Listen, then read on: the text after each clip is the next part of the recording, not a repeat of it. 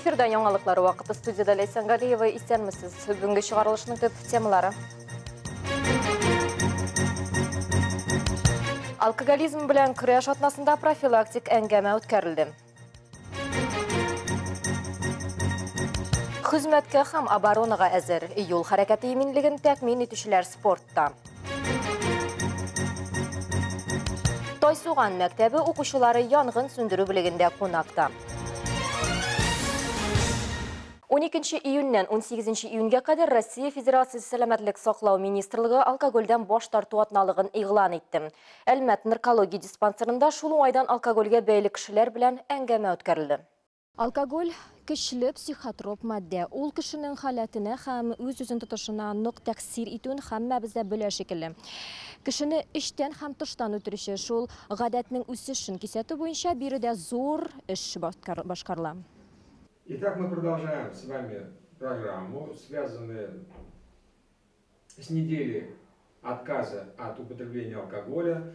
Бер атналык алкогольдән баш тарту нәтиҗәсендә организмның гомуми хәле яхшыра. Алкоголь организм тарафыннан агу буларак кабул ителә һәм шуңа күрә ул аңа каршы көрәшкә барлык резервларын ташлый. Шунлыктан баш мие нерв системасының эше җайлана. Рак авырулары барлыкка килү куркынычы кими.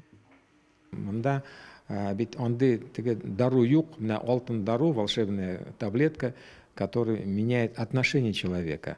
Шуңа күрә менә аның белән кирәк эшләргә бер көндә генә түгел, ул может ойлап та кеше белән эшләргә кирәк, чтобы кеше аңласын. Потому что аңардан килә, кеше аңлагач, аннары инде уже дөрес юл белән китә. Беренче этапта дәвалау дезинтоксикация характерында башкарыла, ягъни тукымаларны наркотик кушылмалардан чистарту. Дәвалау буенча чираттагы этаплар медик, психологик һәм социаль психологик характерда уза. Чөнки алкогольнең зыянын тану алкоголизмны чишү өчен беренче адым. Не сидеть в одиночестве и топить в себе это все. Надо как-то с кем-то разговаривать, может быть, какие-то психологи. Ограждаться от компаний, которые выпивают, куда-то зовут все время, тянут. Башка да килмәгәндә мондай очракларга, мондай ситуациягә эләккән. Уйламыйсың. Ишу вакытында кеше турында уйламыйсың, үзең турында да уйламыйсың. Ишкәндә файдага китерми инде ул. Семьяң да бозыла, эшең дә юк. Ишмәгәчтән син тырышасың, нитәсең, тырмашасың. Әлмәт наркология диспансеры авыруларга алкоголизмны диагностикалау, амбулатор һәм стационар дәвалауны тәкъдим итүче дәүләт медицина учреждениесе булып тора. Аның эше Россия Федерациясе һәм Татарстан сәламәтлек саклау министрлыгы буйрыгы белән каралган диспансер эше күзәтү, диагностика, дәвалау, профилактикалаудан гыйбарәт.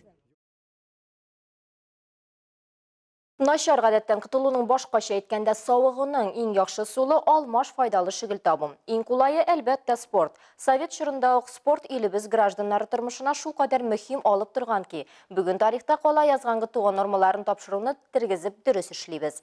Аны мәктәп укучылары да, эшче яшьләр дә урта һәм өлкән буында тапшыра. Хезмәткә һәм оборонага әзер. Юл хәрәкәте иминлеген тәэмин итүче хезмәткәрләрнең иртәсе күтәренке рухта башланды. ГТО нормативларын тапшыру өчен калабызга Әлмәт бүлекчәсе белгечләре генә түгел, Бөгелмә һәм Лениногорскдан да хезмәттәшләр килде. ГТО Бөтен Россия физкультура спорт комплексы 1931 елдан 91 елга кадәр булган халыкны физик тәрбияләү системасының нигезе. 2014 елда ул кабат торгызылды һәм быелдан спорт нормативларын тапшыруда күп кенә илебез халкы катнаша ала. Сегодня мы организовали на стадионе сдачу нормативов ГТО коллективом нашего территориального управления. У нас здесь сегодня приехали, кроме работников города Альметьевска, и работники из Бугульмы есть, с Лениногорска есть. Мы сдаем нормативы по возрасту различные, как и бег, и прыжки, наклоны, и пресс, это уже обязательно. ГТО нормативларын тапшыруда төрле эштә хезмәткәрләр катнаша, медицина тикшерүен узган һәм спорт ярышларында катнашу өчен алардан рөхсәт алган кешеләр генә кертелә. Участвуем постоянно. Зимой бегаем на лыжах, летом бегаем, кроссы сдаем тоже. Нравится всем хорошо, хоть маленько взбодриться чуть-чуть, себя в форме держать, чтобы так уж для здоровья тоже. ГТО нормаларын тапшыруның төп бурычы хезмәткәрләрне күбрәк спорт белән шөгыльләнергә дәртләндерү. Спорт нормативларын уңышлы тапшырган катнашучыларга бронза, көмеш яки алтын белге бирелә. Рәдифә Нугманова, Диана Юдина, Эдуард Калинкин. Яңалыклар вакыты Луч Әлмәт телекомпаниясе. Кешеләргә сәламәтлек бүләк итү өчен медицина хезмәткәренең билгеләнеше. Аларның сизгер йөрәкләре һәм оста куллары безне бәла казалардан коткара. Әлмәт районы сәламәтлек саклау өлкәсендә 4000-нән артык кеше хезмәт куя.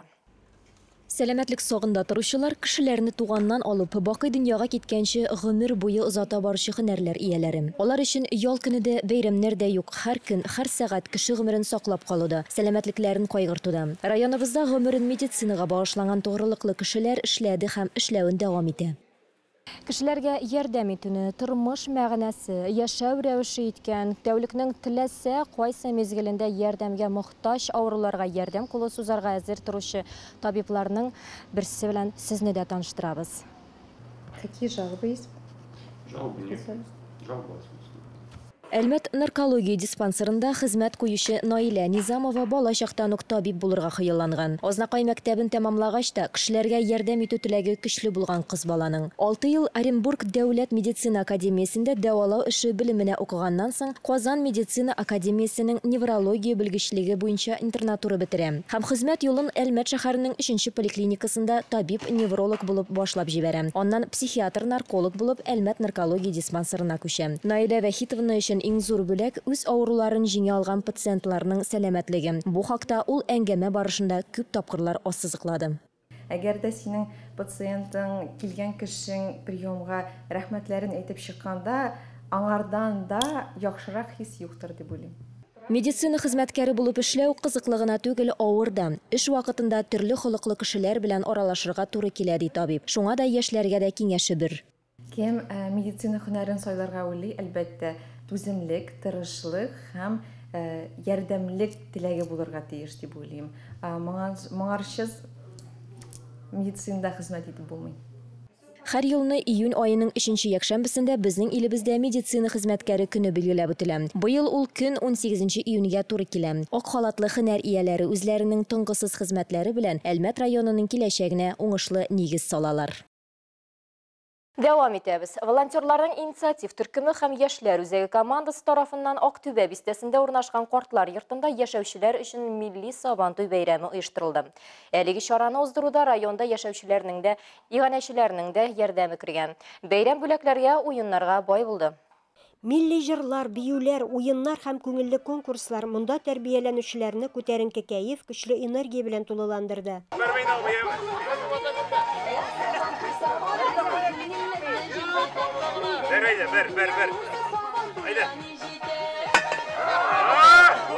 Картлар йорты директоры Венера Балантина барлык катнашучыларны бәйрәм белән котлады. Шундый матур бәйрәм, продолжение Сабантуй бара. Рәхмәт волонтерларга, культурный центрга, бөтен Азнакай волонтерларга, Ак мәчеткә, менә шундый мероприятие уздырган өчен. Инде 5-нче ел рәттән картлар йортында яшәүчеләргә волонтерлар ярдәм итеп торалар. Бәйрәмнәрдә төрле күңел ачу программалары оештыралар. Бу бәйрәмдә алар ярдәме белән уза. И давайте бейте. Еще раз, еще раз. Әлбәттә, иң актив кешеләрне игътибарсыз калдырмадылар. Аларга истәлекле бүләкләр тапшырылды. Бу чараны оештыруда Азнакай районының барлык ваемсыз булмаган кешеләре, иганәчеләр дә ярдәм кулы сузган. Милли бәйрәм алар ярдәме белән әзерләнгән мул табыннар артында дәвам итте. Менә Сабантуй оештырганнар бик яхшы, бик күңелле, барсында күңелләре шат. Уеннарга катнашалар, ничек тә булса да. Инде аларга Аллаһтан рәхмәте булсын, сәламәт булсыннар, сау-сау булсыннар, сау булсыннар бабайларыбыз. Поздравляем всех с праздником Сабантуем, желаем счастья, здоровья и успехов в жизни. Илмира Шарифуллина, Рөстәм Әкбаров, яңалыклар вакыты, Луч Әлмәт телекомпаниясе. Балалар өчен янгын сөндерү бүлегенә экскурсия ул бәйрәм генә түгел, ут белән көрәшүчеләрнең һәм янгын сөндерүчеләрнең башка хезмәткәрләрнең көндәлек хезмәте белән мавыктыргыч танышуда. Бүген Түбән Мактамада урнашкан 23-нче янгын части Тайсуган мәктәбе укучыларын кунак итте. Ашык ишекләр традициясе 23-нче янгын бүлегендә елда үткәрелә. Экскурсия барышында балалар ут сүндергечләр белән таныштылар. Алар белән ничек эш итәргә икәнен өйрәнделәр. Янгын чыккан очракта 01 телефоны буенча шалтыратып үзеңнең исем, фамилияңны, адресыңны әйтергә кирәклеген белделәр. Шулай ук беренче ярдәм күрсәтүне үзләре үк манекенда күрсәтеп, янгын сүндерүчеләрнең киемнәрен киеп ни дәрәҗәдә авыр икәнен үз җилкәләрендә тойдылар. Янгын сүндерү һөнәре өчен иң беренче шарт булып тора физик яктан сау сәламәт булу, көчле рухлы булырга кирәк икәнлекне. Шушындый кызу һава шартларында да авыр киемнәрне киеп үзеңне ныклы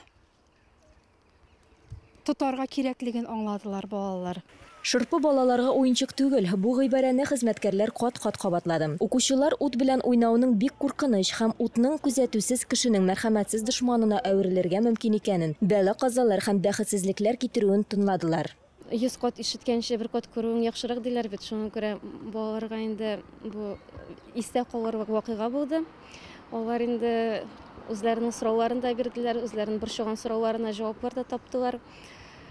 Киемнәрендә киеп карадылар, суда сиптереп карадылар.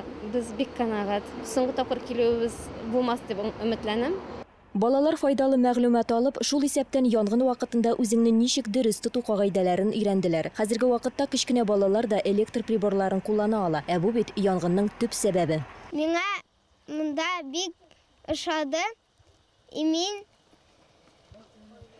гаиләдә беренче пожарник булырга уйладым. Бүгенге шулар иде. Мин Лейсан Галиева һәм монтаж операторы Динара Гайнутдинова сезнең белән сау булашабыз, исән сау булыгыз.